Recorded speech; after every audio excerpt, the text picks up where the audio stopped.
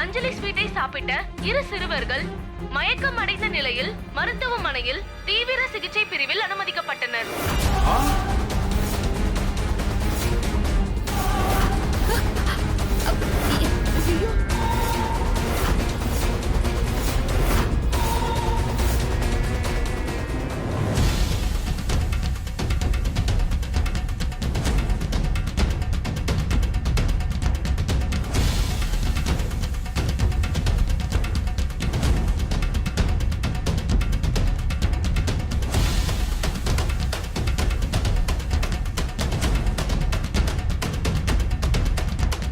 தாத்தா, இந்த சுஹாசினி தான் அதோ பெருசா பிளான் பண்ணிருக்கிறா.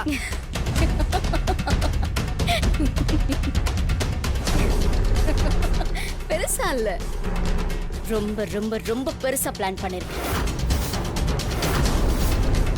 உங்களாலலாம் என்ன அசைச்சு கூட பார்க்க முடியாது. இங்க பாரு, இப்ப என்ன பண்றதுன்னு எங்களுக்கு நல்லாவே தெரியும். முதல்ல இங்கிருந்து கிளம்பு கிளம்பு. என்ன ஆளாளுக்கு கிளம்பு கிளம்புன்னு சொல்லிக்கிட்டு இருக்கீங்க? யாரோட இடத்துல யாரு கிளம்புன்னு சொல்றேன். முதல்ல நீங்களாம் அந்த இடத்த விட்டு கிளம்பணும்.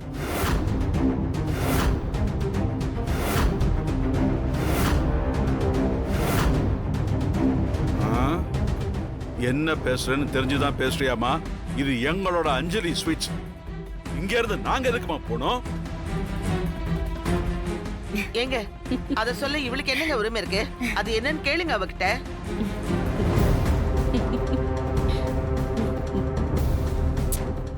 உங்க எல்லாரையும் வெளியில போங்கன்னு சொல்ற உரிமையும் தகுதியும் என் ஒருத்திக்கு மட்டும்தான் இருக்கு. ஏன்னா அஞ்சலி ஸ்வீட்ஸோட 40% ஷேர் என்கிட்ட தான் இருக்கு.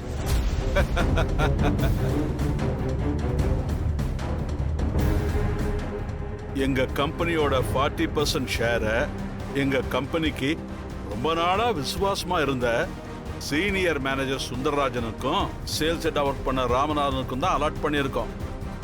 இதுல இருந்தே தெரியுதேம்மா நீ சொல்றது பொய்ன்னு.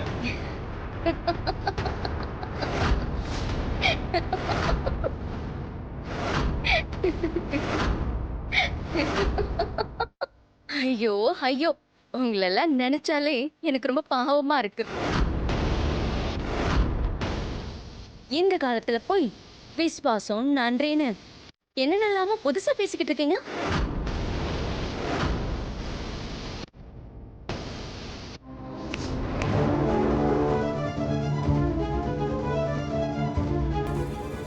இவங்க நம்ம ஷேர் ஹோல்டர்ஸ் தானே?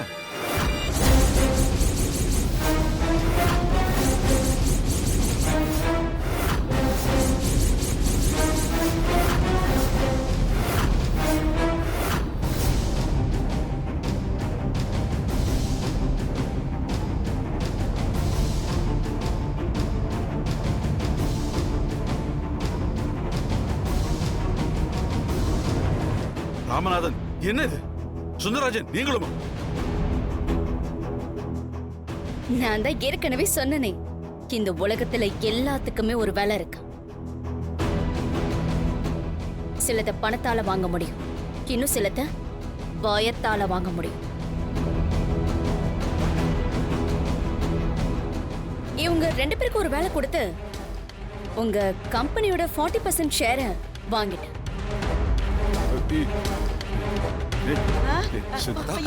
என்னங்க ஆச்சு? அவரை உட்கார வைப்பா. சீக்கிரம் உட்காருங்க. தண்ணி குடிங்க.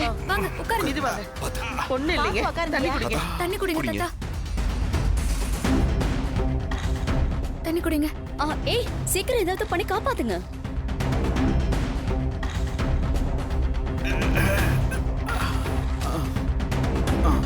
நீங்க ஒண்ணு கவலைப்படாதீங்க. அவ ஏதோ புரியாம என்னென்னமோ பேசிட்டு இருக்கா. எல்லாம் பாத்துக்கலாம். விடுங்க, பதற்றப்படாதீங்க.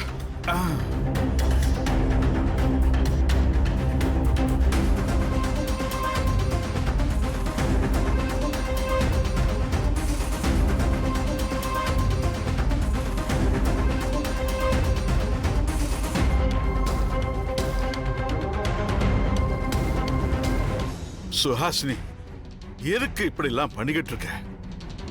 எதுக்கு நான் கேட்டீங்க?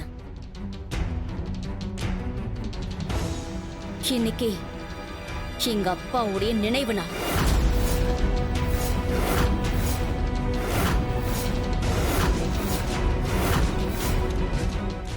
அவர் இயற்கையா சாகல. மார்க்கெட்லயே நம்பர் 1 பொசிஷன்ல இருந்த ஹாசினி ஸ்வீட்ஸை பின்னுக்கு தள்ளிட்டு அஞ்சலி ஸ்வீட்ஸை நீங்க நம்பர் 1 பொசிஷனுக்கு கொண்டு வந்ததுதான் எங்க அப்பாவுக்கு மன உளைச்சலை கொடுத்துச்சு. அது அவரால் தாங்கிக்கவே முடியல. அந்த வேதனையை வெளியே சொல்லவும் முடியாம முழுங்கவும் முடியாம துடிச்சு அவர் செத்தது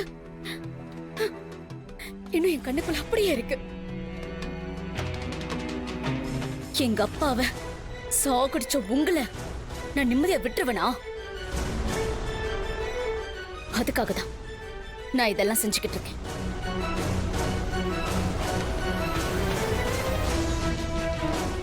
இத பாரு, உங்க அப்பா மாதிரி நீயும் எல்லாத்தையும் தப்பா புரிஞ்சுக்கிட்டு இருக்கமா? மார்க்கெட்ல நம்பர் 1 பொசிஷனுக்கு வந்தது எங்களோட உழைப்பினால மட்டும்தாமா. நல்லபடியா உழைச்சா யாரும் நம்பர் 1 பொசிஷனுக்கு வரலாமா? கரெக்ட். இந்த உலகத்துல பிசினஸுக்கு தேவை 2 பேர் மட்டும்தான். ஒன்னு புத்திசாலி, இன்னொன்னு உழைப்பாளி. உழைப்பு உங்ககிட்ட இருக்கு, புத்திசாலித்தனம் என்கிட்ட இருக்கு. ஏய், நீ இப்ப என்னதான் சொல்ல வர? சுத்தி வலிச்சு பேசாம நேரடியா விஷயத்த சொல்லு. இருமா, அவங்களே அமைதியா இருக்காங்க. ஏதோ பழமொழி சொல்லுவாங்களே, ஏதோ எதுக்கோ காய்க்குதுன்னு. அந்த மாதிரி சம்பந்தமே இல்லாம நீ எதுக்கு வந்து அட்டெண்டன்ஸ போடுற? இப்படி எல்லாம் அவசரப்படக்கூடாது, புரியுதா? அதுக்கு முன்னாடி இன்னொரு தரமான சம்பவம் நடக்க போகுது. அது நடந்து முடிஞ்சதுக்கு அப்புறம் இந்த சுவாசினி மனசுல என்ன இருக்குன்னு நானே உங்ககிட்ட சொல்றேன்.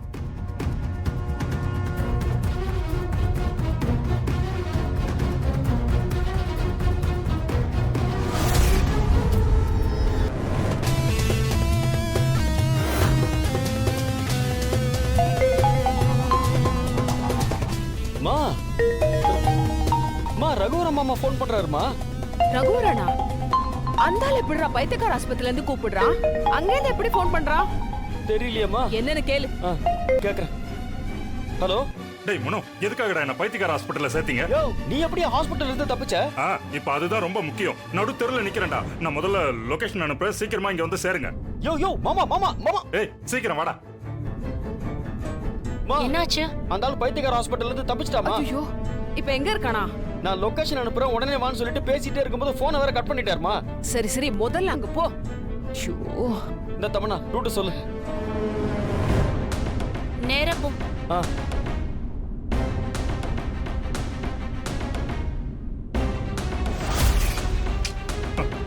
ஐயோ, டேடே அங்க நிக்கிறார் பாரு. நிறுத்து. இறங்கி வாங்க.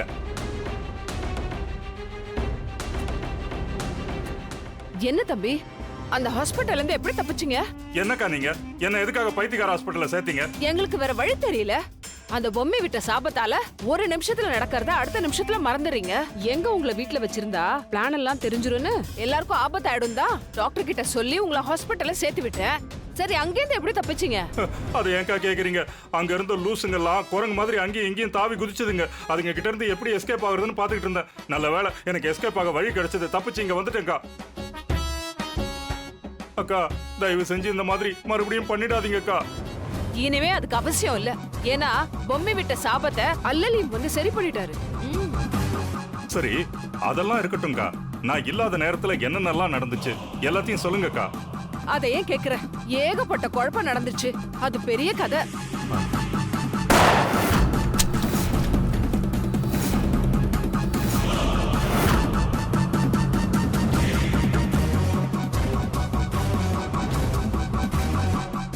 ஏங்கா, இவ்வளவு விஷயங்களா நான் இல்லாத போது நடந்தது?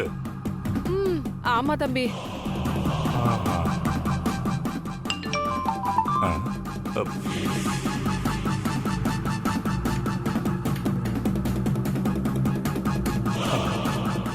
என்னது இது? சொல்லி வச்ச மாதிரி நம்ம 4 பேருக்கும் ஒரே நேரத்துல போன்ல மெசேஜ் வருது. சரி, ஓபன் பண்ணி பாருங்க. அஞ்சலி ஸ்வீட்டில் ஸ்வீட்டை சாப்பிட்டு 2 சிறுவர்கள் வாந்தி. அவர்களை ஹாஸ்பிடலில் அட்மிட் செய்துள்ளார்கள். அவர்களின் உடல்நிலை மிகவும் கவலைக்கிடமாக உள்ளது. அக்கா பாத்தீங்களா, நான் வந்து சேர்ந்த உடனே எவ்வளவு குட் நியூஸ் வருது பாருங்க. அந்த சுகாசினி போனை பேசிட்டு வைக்கும் போதே இனிமே எல்லாத்தையும் நான் பாத்துக்கிறேன்னு சொன்னான். ஆனா இப்ப களத்துல இறங்கி என்னென்னமோ பண்ண ஆரம்பிச்சிட்டாலே. எது எப்படியோ அவ சொன்னதை மட்டும் நம்ம செஞ்சு கொடுத்துட்டோம்னா 200 கோடி நம்ம கைக்கு வந்துரும்.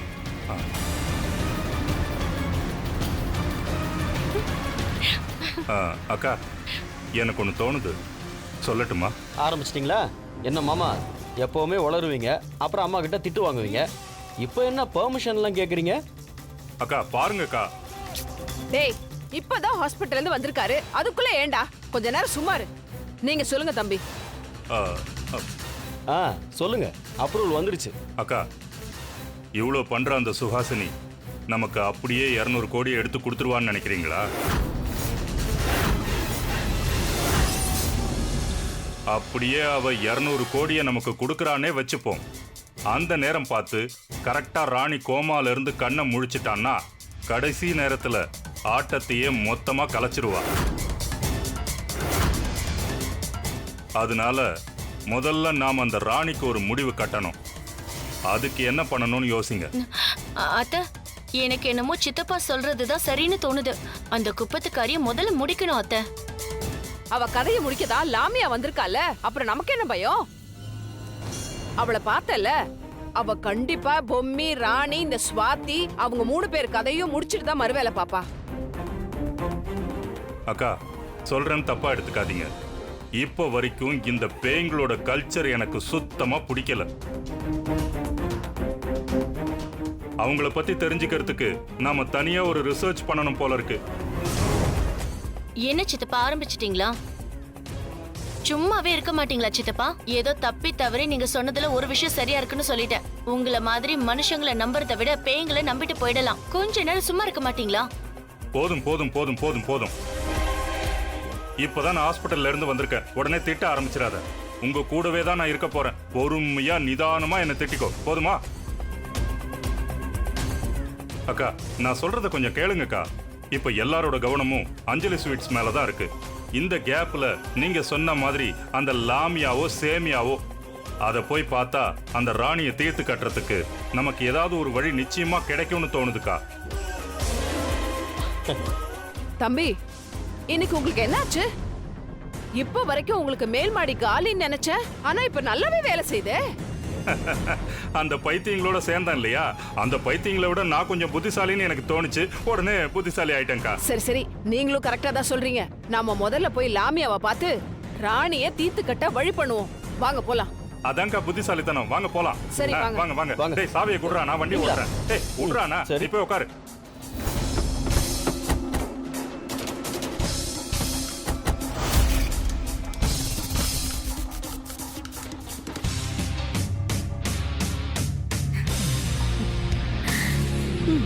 நெக்ஸ்ட்.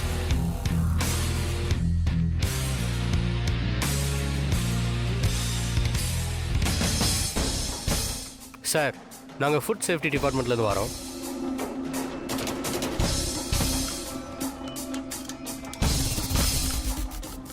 சொல்லுங்க சார்.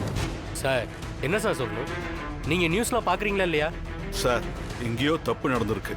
யாரோ எங்கள் வளர்ச்சியை தடுக்க இப்படிலாம் பண்ணுறாங்க சார். அந்த தப்பை கண்டுபிடிக்க தான் நாங்கள் வந்திருக்கோம் சார். உங்கள் அஞ்சலி ஸ்வீட்ஸில் தயாரிக்கிற ஸ்வீட்ஸ்லாம் தரமானதாக இருக்கான்னு செக் பண்ண தான் நாங்கள் வந்திருக்கோம் சார். சார், தாராளமா செக் பண்ணிக்கோங்க.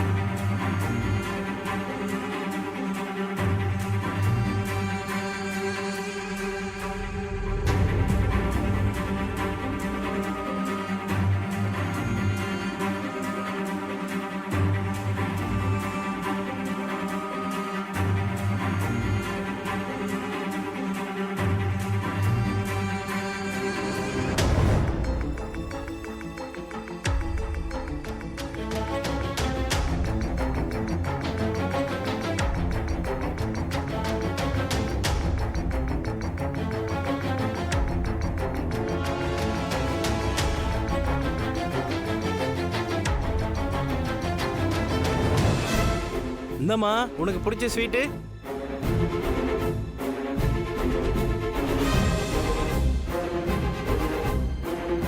நல்லா இருக்கா?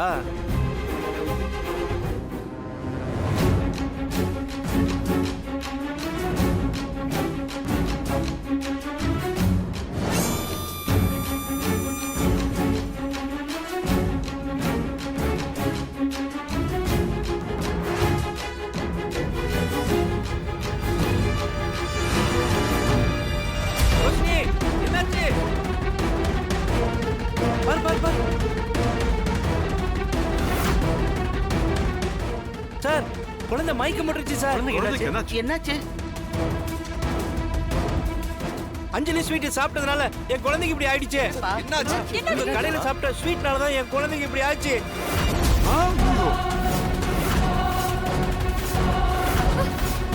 ஐயோ கடவுளே. என்னங்க இப்படி சொல்றீங்க? ரோஷினி, ரோஷினி, உனக்கு ஒண்ணும் ஆகாதுமா.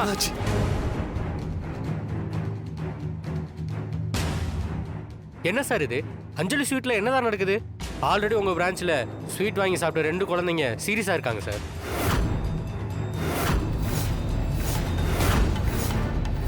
இங்க என்னன்னா கண்ணுக்கு முன்னாடி ஒரு குழந்தை மயக்கம் போட்டு விழுந்து கிடக்கு. என்னதான் சார் நடக்குது? இதோட 3 குழந்தைங்க பாதிக்கப்பட்டிருக்காங்க. அவங்கள ஒருத்தருக்கு ஏதாவது ஆச்சுன்னா கூட அஞ்சலி ஸ்வீட்டை நிரந்தரமா இழுத்து மூடி சீல் வச்சிருவோம் சார். இல்ல சார், ப்ளீஸ் கொஞ்சம் வெயிட் பண்ணுங்க. ஹாஸ்பிட்டல்ல இருக்கிற குழந்தைங்களுக்கு என்னாச்சுன்னு தெரியற வரைக்கும் உங்க அஞ்சலி ஸ்வீட்ல இருந்து எந்த ஸ்வீட்டும் யாருக்கும் சப்ளை பண்ணக்கூடாது. ஏற்கனவே சோசியல் மீடியால உங்க கடையை பத்தின நியூஸ் லீக் ஆகி டோட்டலா டேமேஜ் ஆயிடுச்சு சார். சார், அந்த நியூஸை காட்டுங்க சார். சார், அஞ்சலி ஸ்வீட் சாப்பிட்ட 2 குழந்தைங்க மயக்கமே ஹாஸ்பிட்டல் இருக்காங்க. அதை பத்தி என்ன நினைக்கிறீங்க? என்ன நினைக்க சார்? சுத்த வேஸ்ட் சார். முன்ன மாதிரி கடையில டேஸ்டே கிடையாது சார். சுத்த வேஸ்டா இருக்கு சார். அந்த கடை பக்கம் போறதே இல்லை சார். எங்க மேடம், முன்னாடி மாதிரி டேஸ்டே இல்ல. அது மட்டுமா, கஸ்டமரை மரியாதை இல்லாம நடத்துறாங்க. ஏன் சார் இப்படி இருக்குன்னு கேட்டா வேணும்னா வாங்கு, இல்ல போயிட்டே இருன்னு சொல்றாங்க. எங்க மேடம், நெய்யோட வாசனையே இல்ல. முன்னெல்லாம் அஞ்சலி ஸ்வீட்ஸ் அவ்வளவு அருமையா இருக்கும். இப்பெல்லாம் வாயிலே வைக்க முடியல மேடம்.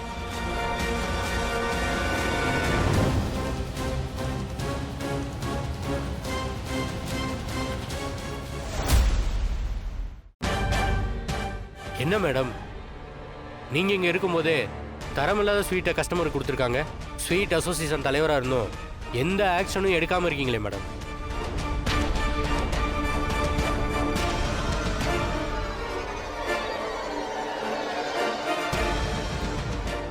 சார், நான் இப்பதான் ஸ்வீட் அசோசியேஷன் தலைவரா பொறுப்பேற்றிருக்கேன். அது மட்டும் இல்ல சார், தேவநாயகம் ஐயா சொன்ன மாதிரி எங்கேயோ தப்பு நடந்திருக்கு. எனக்கு இவங்க ஃபேமிலி பத்தி ரொம்ப நல்லா தெரியும். என்ன சொல்ல வரீங்க மேடம்? அப்ப அந்த 3 குழந்தைங்களுக்கு நடந்த விஷயம் இவங்கனால இல்லைன்னு சொல்ல வரீங்களா மேடம்? ஆஹா, நான் அப்படியெல்லாம் சொல்ல வரல. எதனால இப்படி எல்லாம் நடந்துச்சுன்னு நீங்க ஒரு பக்கம் விசாரிங்க. ஸ்வீட் அசோசியேஷன் தலைவரா நானும் ஒரு பக்கம் என்கொயரி ஆரம்பிக்கிறேன். எதுவா இருந்தாலும் இன்னைக்கு ஈவினிங் வரைக்கும் உங்களுக்கு டைம் கொடுங்க.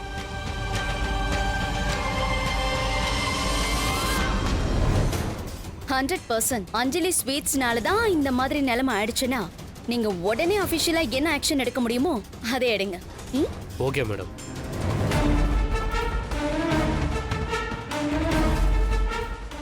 மேடம் சொன்ன ஒரே காரணத்துக்காக தான் இன்னைக்கு ஈவினிங் வரைக்கும் உங்களுக்கு டைம் கொடுத்துட்டு போறேன்.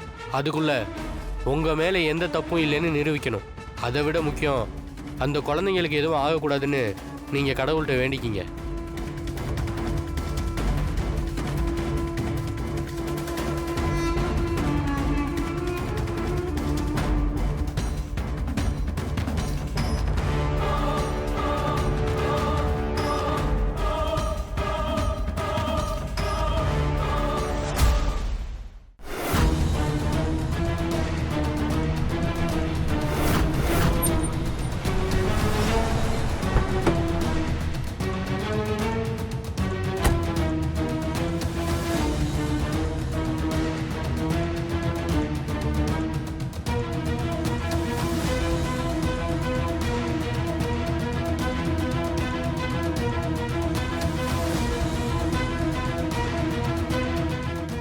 என்னாச்சு? என்னாச்சு?